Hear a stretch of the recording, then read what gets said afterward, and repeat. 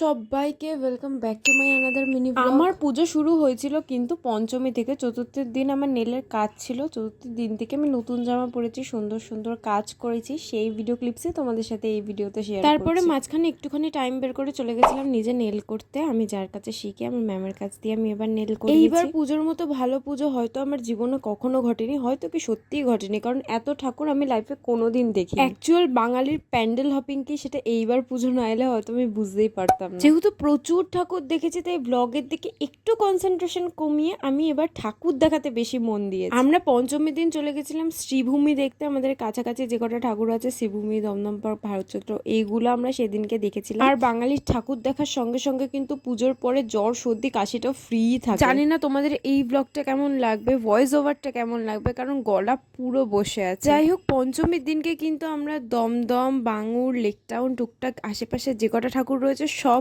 এই প্যান্ডেলটা করেছিল। আমাদের যে আশেপাশে সব জিনিসে ভেজাল মেশানো হয়, আমাদের পরিবেশটা ভেজালের সঙ্গে সঙ্গে উচ্ছন্নে যাচ্ছে, সেটা নিয়ে একটা প্যান্ডেল করেছিল। তো আমার বেশ ভালো লেগেছে এই প্যান্ডেল। তারপরে দেখে নিলাম আর একটা ফেমাস পুজো, মানে টালা প্রত্যয়ের ঠাকুর। টালা প্রত্যয়ের থিমও খুব ভালো ছিল, আমার তো খুব পছন্দ। তারপরে সবাই মিলে একটুখানি খাওয়া দাওয়া করে নিলাম। খাওয়া দাওয়া করতে করতে অনেকটাই লেট হয়ে গেছিল আমার পঞ্চমী। তোমাদের ভিডিওটা কেমন লাগলো জানিও। আরো পুজো ব্লগ দেখার জন্য সাবস্ক্রাইব।